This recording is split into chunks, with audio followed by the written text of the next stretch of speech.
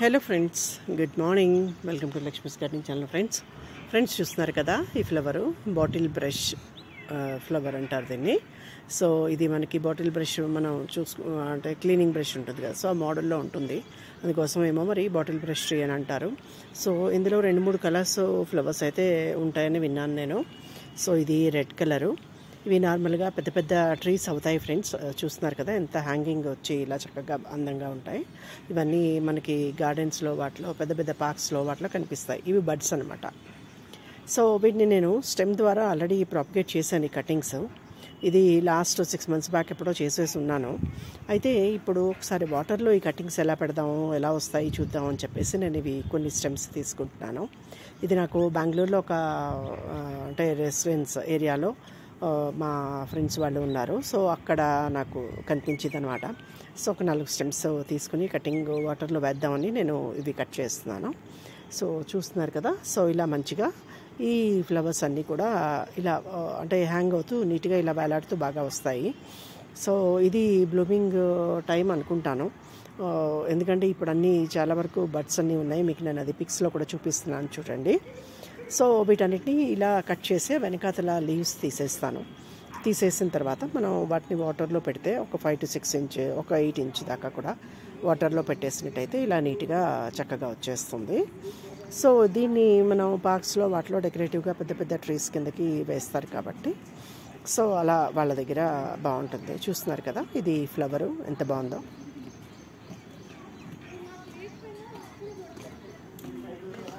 ఇలా అన్నీ వేలాడుతూ వస్తూ ఉంటాయి అన్నమాట. సో ఈ కటింగ్స్ కొన్ని తీసుకుని వాటర్లో వేస్తున్నాను.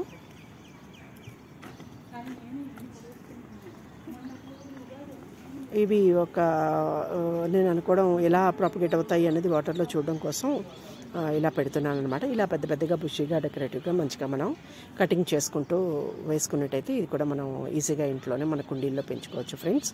కాబట్టి ఇది దీని అప్డేట్ అన్నది నేను చూపించడానికి నాకు ఒక 3-4 weeks టైం పడుతుందేమో. మరి ఈ రూటింగ్ ఎలా వస్తుందో వాటర్లో నేను చూడలేదు. సో మట్టిలో అయితే వేసాను, చక్కగా వచ్చింది. సో ఈ కటింగ్స్ తీసుకుని వీటిని వెనకాతల లీవ్స్ ఒక 2 inch దాకా తీసేసి వాటర్లో పెడుతున్నాను. సో రూటింగ్ వచ్చిన తర్వాత దాని అప్డేట్ మీకు నేను చూపిస్తాను. సో బాగున్నాయి కదా ఫ్రెండ్స్, మీరు కూడా ట్రై చేయండి.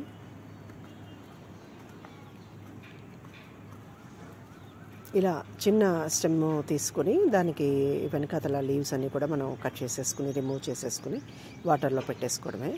సో అదే పని నేను చేస్తున్నాను. సో కటింగ్స్ తీస్తున్నాను చూడండి. సో రూట్స్ వచ్చిన తర్వాత దీని అప్డేట్ నేను మీకు చూపిస్తాను. సో చాలా బాగుంది కదా ఫ్రెండ్స్.